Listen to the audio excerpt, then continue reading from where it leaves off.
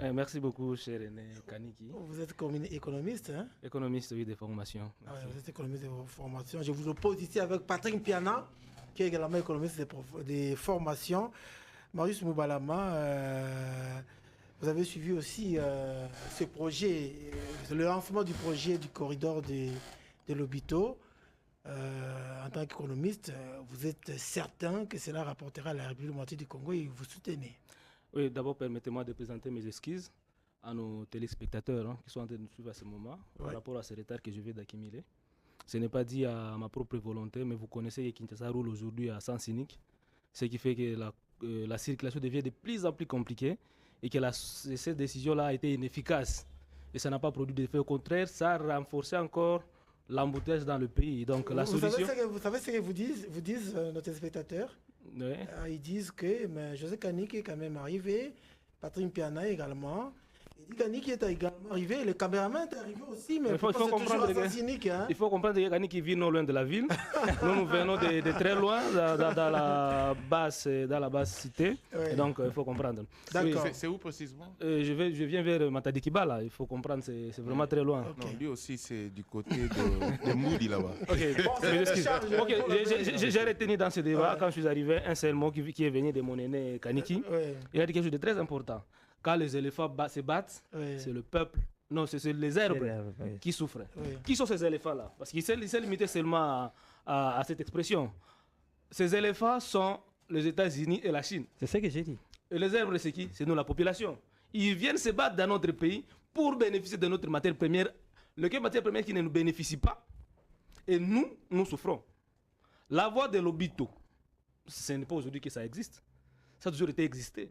Et nous avons toujours décrié l'extraversion de l'économie congolaise. Ce projet ici vient encore renforcer l'extraversion de la politique de l'économie congolaise. Ça ne va bénéficier à rien. Et surtout que sur les 1300 km de cette voie-là ferrée qu'on est en train de nous vanter, il n'y a que à peu près 400 km qui traversent la RDC. Le reste, c'est en Zambie et, n'est-ce pas, et l'Angola. Mais ce qui choque encore plus, c'est quoi? C'est que le minerai qui sera en train d'être transporté par cette voie-là, c'est le minerai qui vient du Congo, n'est-ce pas? Et ce projet-là de Lobito vient encore asphyxier la réalisation de projets de port en eau profonde de bananes. Ça ne sera jamais réalisé. Pourquoi? Parce que tout ce qu'on pouvait exporter par banane, désormais, ça va se faire par l'Angola, par Lobito. Ce projet ici, lorsqu'on a tracé les voies ferrées par les colons, c'était dans le sens, n'est-ce pas, d'exporter nos matières premières et non pas pour faciliter l'intégration de notre pays. Si le gouvernement congolais était fort, il allait négocier pour qu'il y ait un chemin de fer qui quitte le Grand Katanga jusqu'à Banana. C'est possible. C'est possible parce qu'à l'époque... José Kaniki nous a révélé ici que le projet Lobito traverse quatre provinces de la RDC. Hein. Je dis, c'est sur une longueur de 400 km qu'ils fassent des recherches. Et ça ne va pas avoir des impacts directs sur la population. Ça va faciliter à rien l'économie congolaise. Parce que c'est justement pour l'exportation, n'est-ce pas, de nos matières premières à l'état brut. Ça veut dire que les matières premières que nous serons en train d'exporter vers l'Atlantique pour aller aux États-Unis, ça n'aura même pas une valeur ajoutée. Parce que lorsqu'on met la valeur ajoutée, que ça crée de l'emploi d'abord au pays, parce qu'il y aura des Congolais qui seront en train de travailler sur la valeur ajoutée, mais également, ça vient résorber les taux de chômage. Mais là maintenant, quand on exporte directement les matières, parce que ça passe par exemple à Kamoa, dans le sud directement, là on exporte, là on exploite les matières premières. Et déjà, il y a des tonnages, plus de 1100 tonnes qu'on a déjà mis sur le wagon. À l'état, je dis à l'état brut, qui vont aller à Lobito bientôt.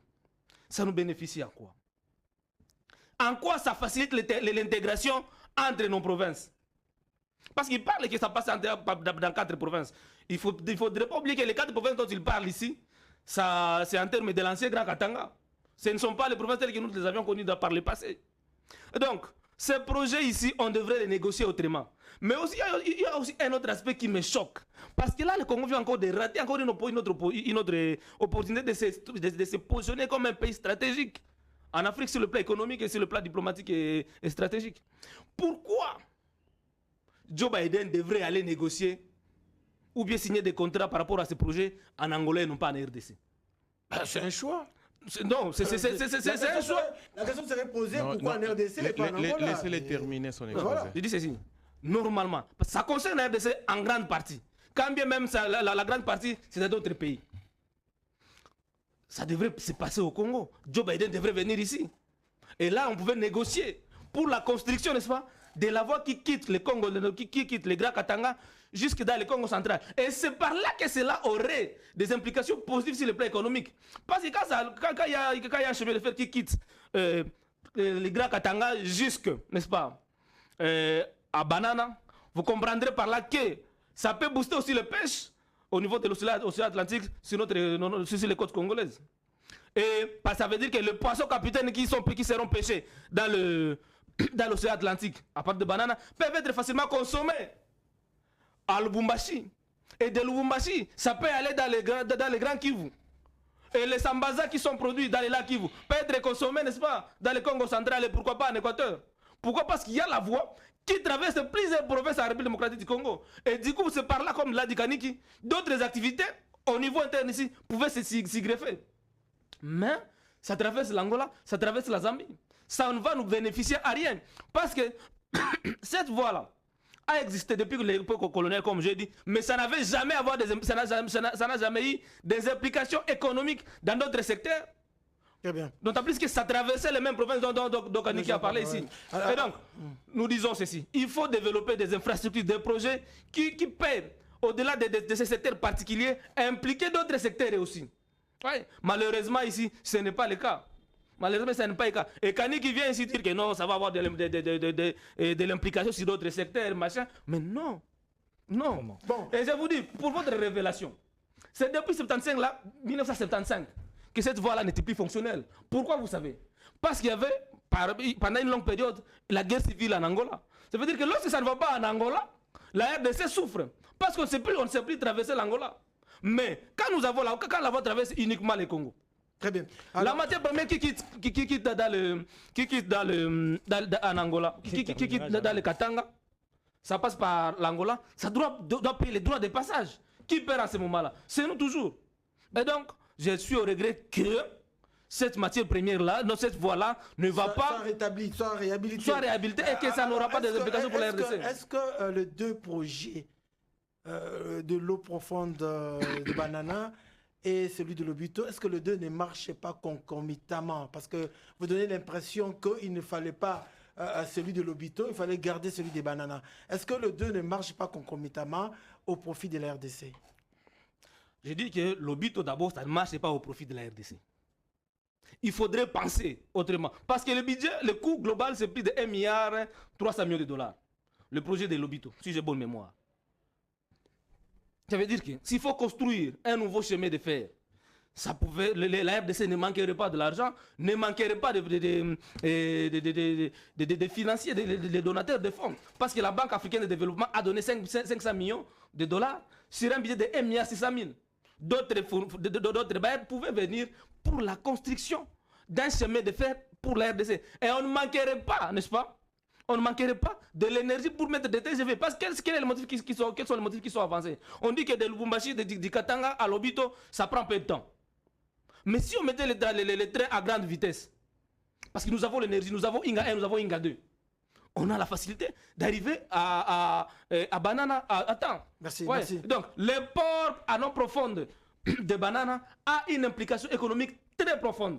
La construction de ces rails-là, du Grand Katanga à Banana, encore, ça vient encore renforcer, n'est-ce pas, l'activité au port de Banana. Mais malheureusement, les Congolais ne sont pas en train de penser dans cette logique-là. Ils sont toujours dans la logique extravertie de l'économie congolaise.